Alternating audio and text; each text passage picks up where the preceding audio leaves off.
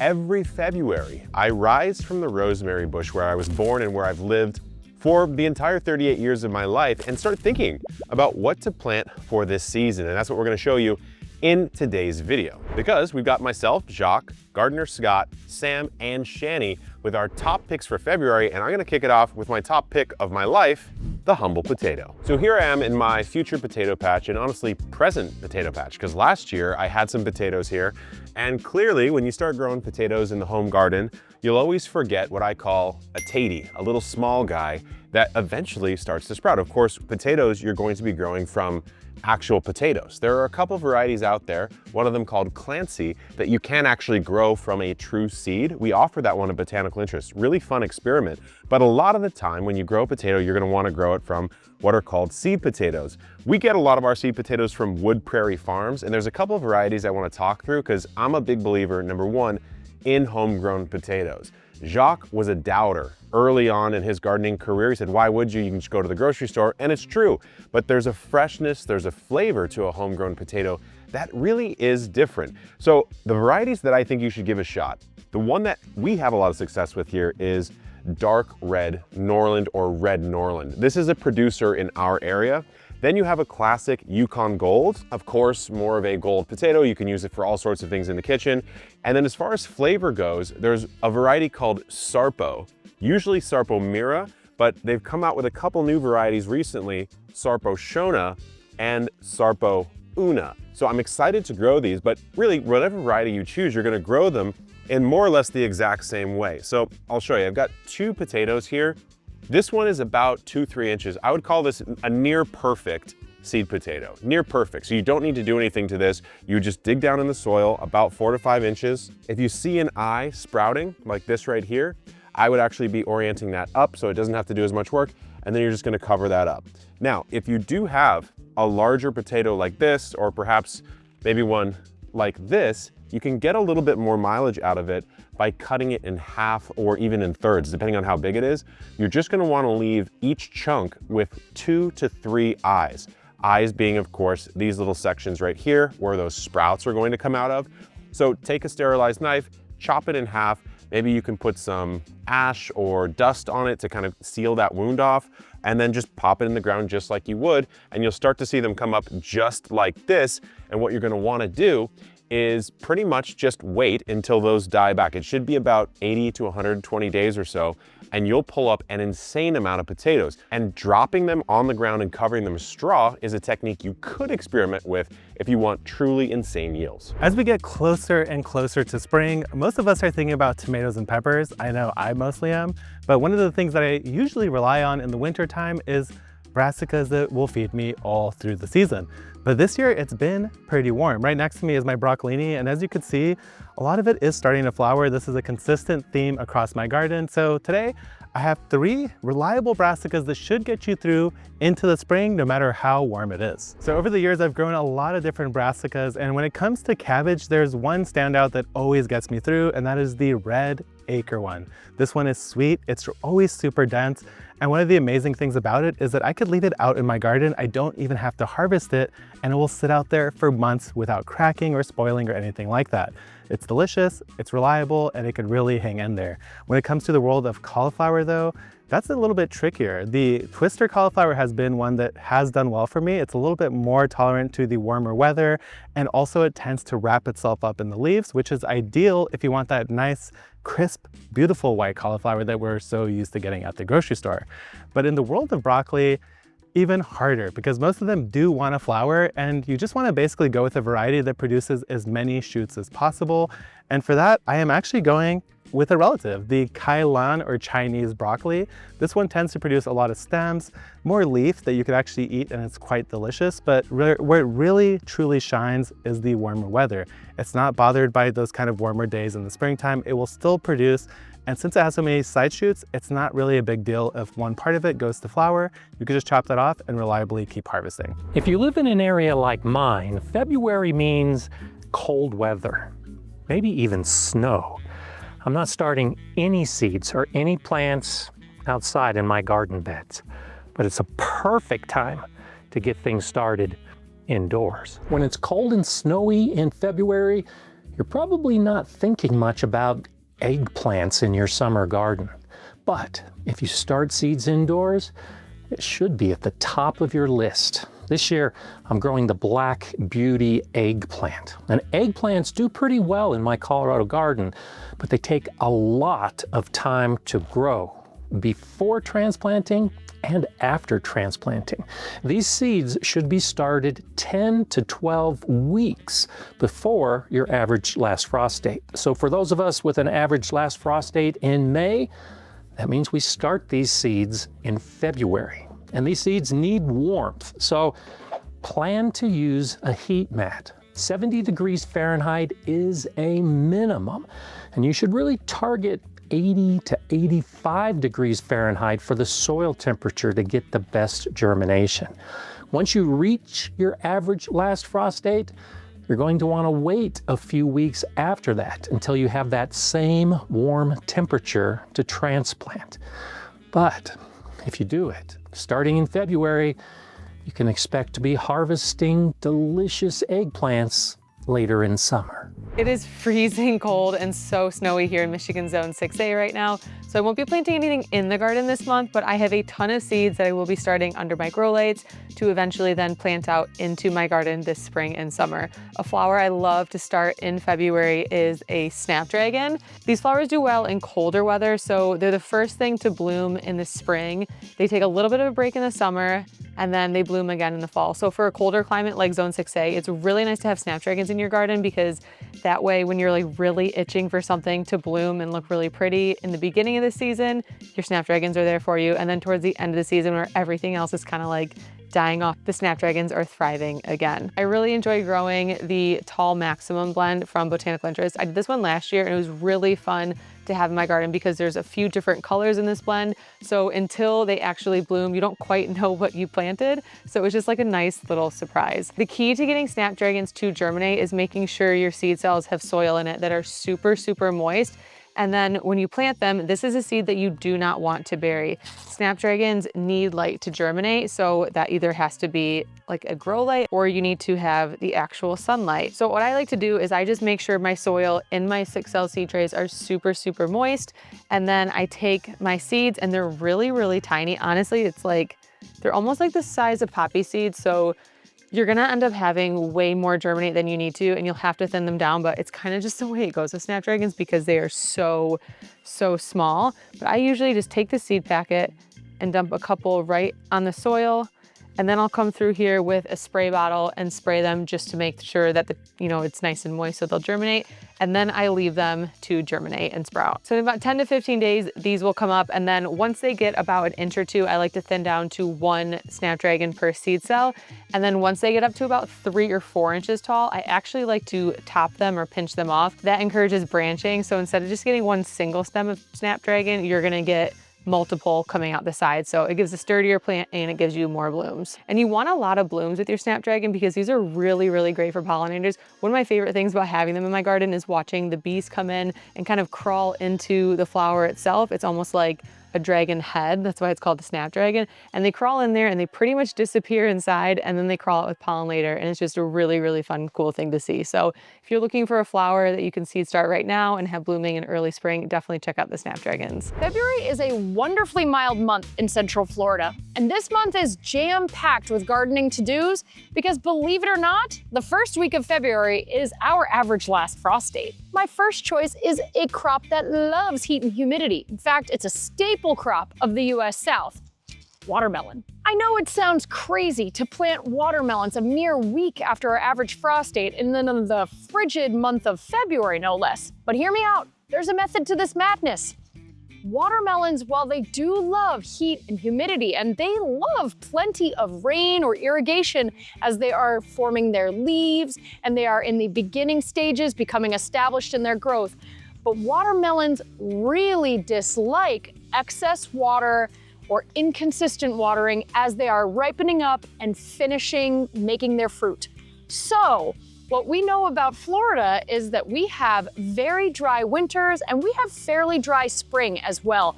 But our summer season is incredibly wet. Monsoon rains, freak rainstorms are very common in Florida summers.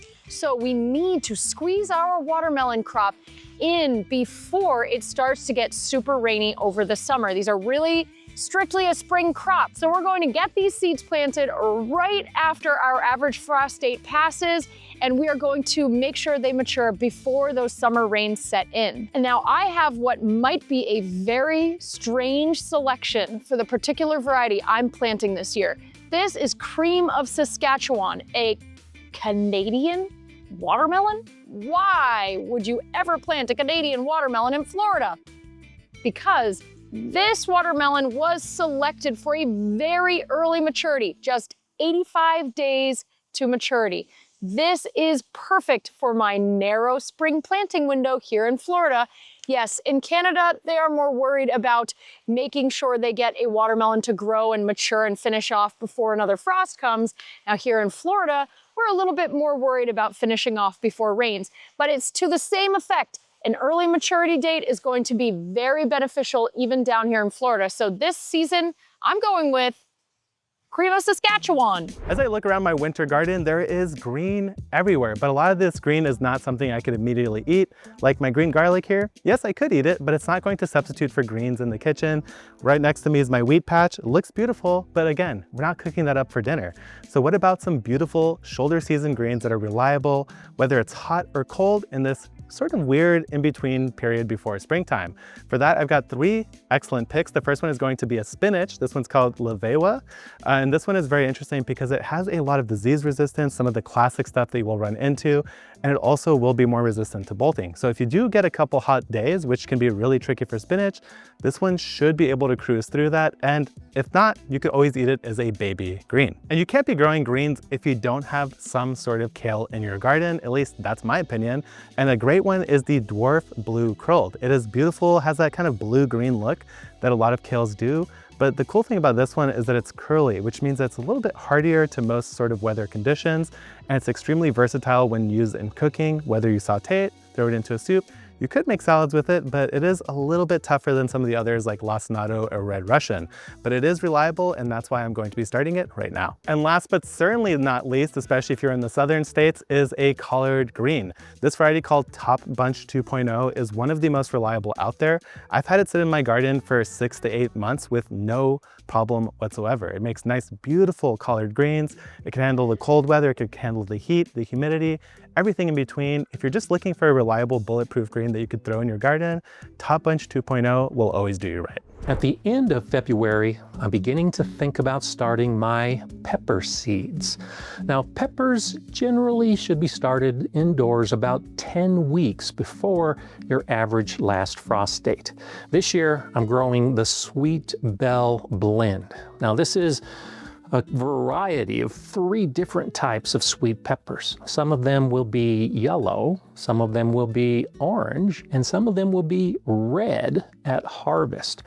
All of the peppers will start off as being green peppers, but as they mature, they're going to change color. And it's exciting to see that rainbow of color in the garden bed as you're waiting to see which plants are going to produce which color pepper. Now, the peppers do require warmth, so a heat mat is critical for germination. They need to have between 70 and 90 degrees Fahrenheit for the soil, and targeting that 80 to 85 degree range is going to give you the fastest and the best germination.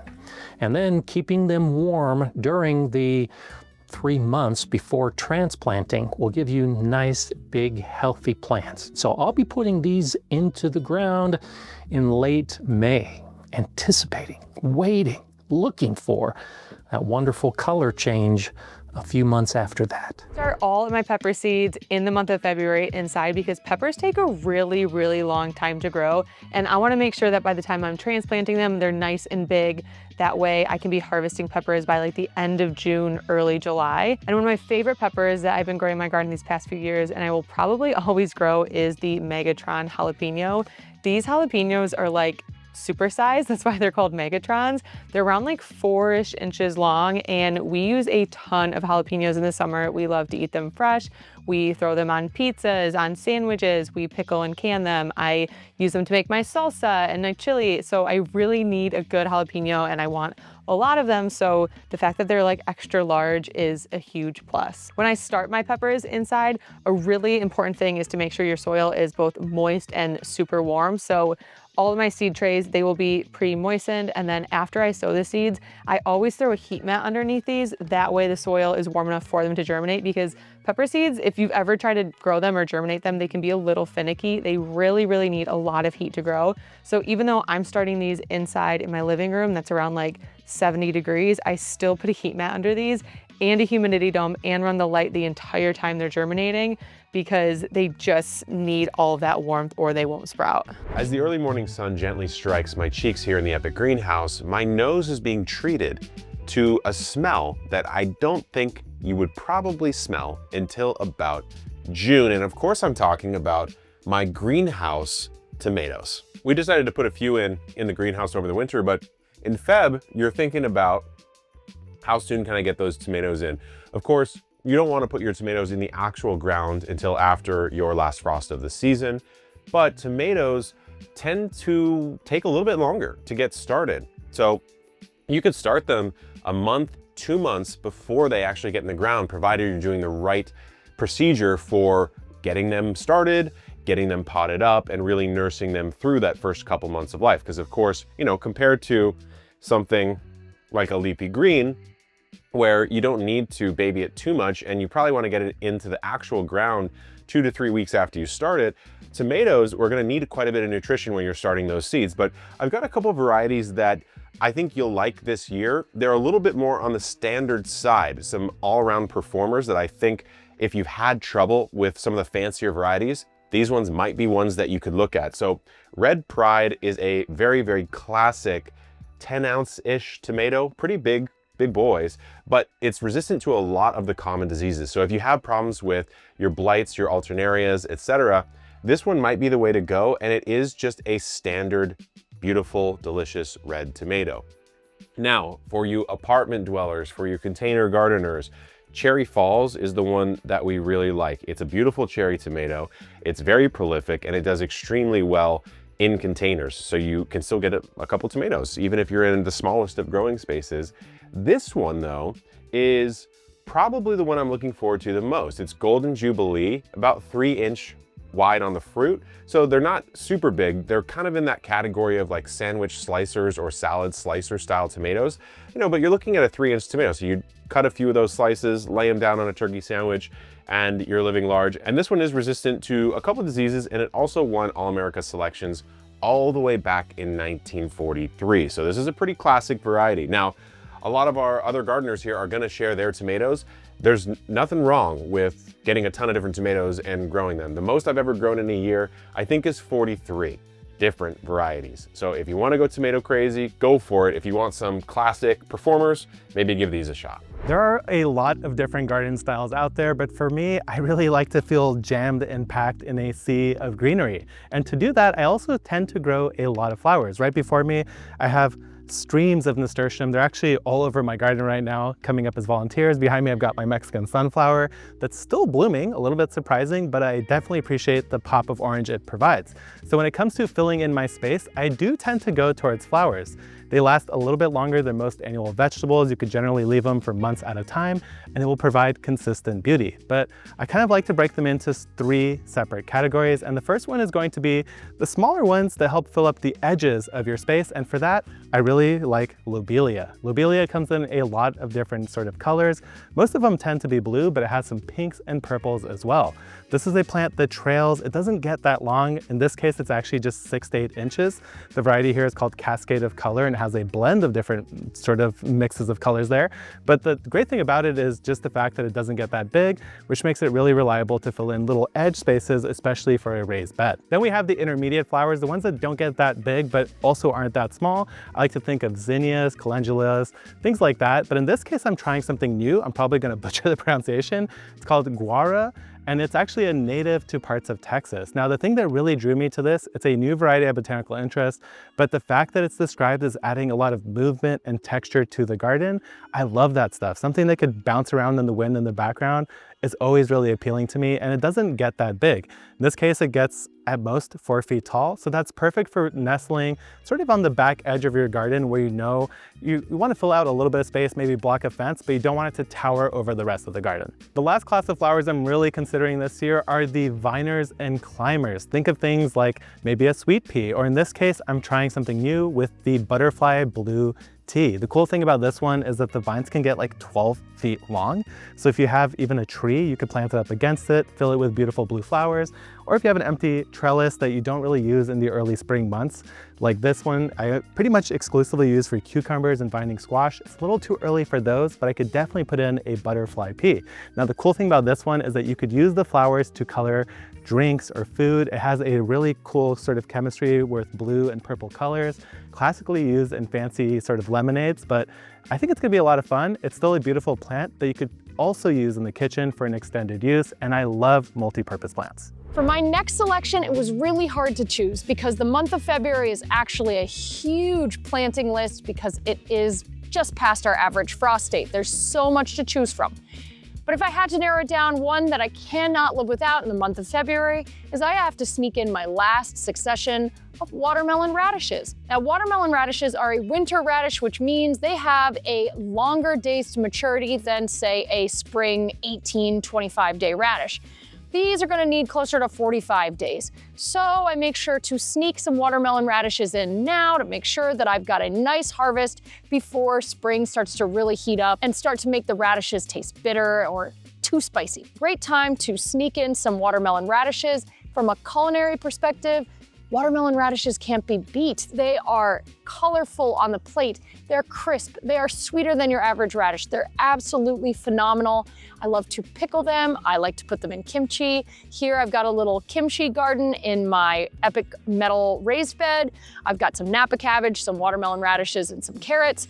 Very stoked to see how that comes out. So watermelon radishes are definitely one of my most important crops here in the garden. Last year I grew cayenne peppers in my garden, and for the first time I was able to make red pepper flakes and then also some cayenne powder. And these have been a really, really fun addition to the kitchen this year. I feel like anybody that grows anything knows that anything you grow is gonna taste way better than anything from the store. And having these red pepper flakes and cayenne powder in my kitchen has really leveled up my cooking, so I'm gonna be growing a lot more again this year. I always start my peppers in February because they need a long time to grow, and especially the cayennes because it's almost like the hotter the pepper, the longer it takes to grow and produce, so I wanna make sure I'm giving them a really, really big head start so I can be harvesting them around the July timeframe.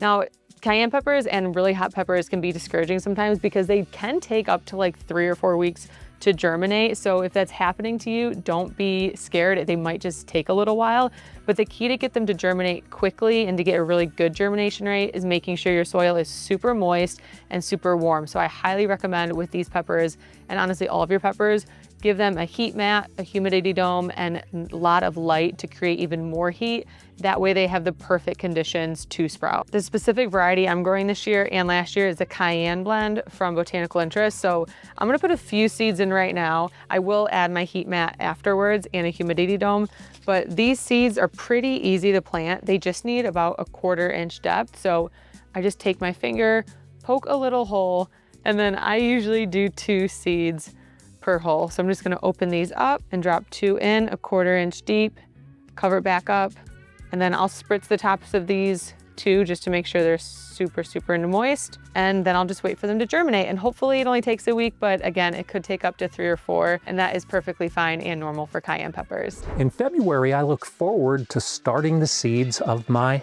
onions. Now, a lot of gardeners will start the seeds of their bulb onions in January, but I start the seeds of my bunching onions in February.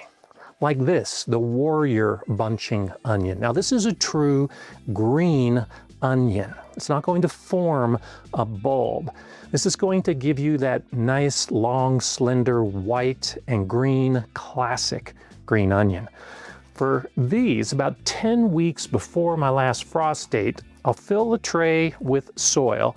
I'll broadcast the seeds across the surface, and then I'll sprinkle more soil across the top to cover it with about a 1/4 inch of soil.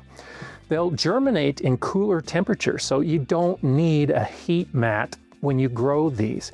You let them grow, and when they reach about the size of a pencil, they're ready to transplant outside. I can actually put these in the ground as much as a month before my last frost date if the weather and the soil temperature cooperates. And then I'll be harvesting probably at about the beginning of summer and getting that delicious green onion flavor. So this bed looks amazing, I have to say. I'm pretty proud of it. But the plant that I'm about to highlight isn't actually in this bed yet. It will be in this bed in about 2 to 3 months or so. And keeping on theme with some of my other picks, if you are that gardener who knows the Latin names of things, it's another solanaceous pick, and this would be, of course, the world of peppers. For me with peppers, every year is a little bit different. Some years I've started up to 60 different varieties of peppers. Some years I've slimmed it down to 6. And it really just depends on, is that my crop focus for the year? This year, I have to say, I do want to grow a little bit more than normal. I think last year about 10 different varieties. This year maybe we'll go to about 20 or so. And here are 3 that I'm focused on, mostly because this year I'm really looking at what am I gonna do in the kitchen? And because if you're growing 20 peppers, guys, even if it's 1 variety per plant, you're still gonna have a ton of peppers by the end of the season. So you've gotta pick some varieties that are gonna do some drying, some roasting, some preserving, some salsas. So the first one I have is the Pasilla Bajío, which is a classic pepper. It's called chilaca when it's fresh. It's a pasilla when it is dried. And this one, of course, used in moles, etc. One of the more classic peppers out there, and frankly, also quite beautiful. My next pick is going to be the shishito. It makes it in my garden every single season, no matter what, at least 2 shishito plants. The reason why is, first of all, I love snacking on it. It's probably my favorite kind of blister in a pan, really quickly, 10 minutes, make a little aioli sauce or whatever, and then just snack on that pepper. But also, it is probably one of the more prolific peppers you're gonna grow. 1 plant's in the ground, get it in as early as you can in the season. You can do a little bit of pruning on this one because it's so prolific and it tends to have a long growing life if conditions are right. You can put it under some shade cloth in the heat of the summer. You can put it under some cold frame as that summer heat trails off into fall, and you'll get so many peppers. Even 1 plant, you could get hundreds off of. So I love a shishito. And then the next one you may have heard of before, but this is a little bit of a different variety. So there's a variety called New Mex Big Jim. This is New Mex Heritage Big Jim, which has an improved flavor and also has thicker flesh because this is one of those hatch chilies that you would throw on a grill and roast. So you do want it to be a little bit of a thicker flesh, but really any pepper this season is going to be a fantastic choice for you to get in the garden because there's so much you can do with them fresh and dried. And because they can be a little bit challenging, you can watch this video right here to avoid some of the most common pepper mistakes. And remember, any of these seeds you can purchase at botanicalnurseries.com, our seed company. We'll see you this season, guys. Good luck in the garden and keep on growing.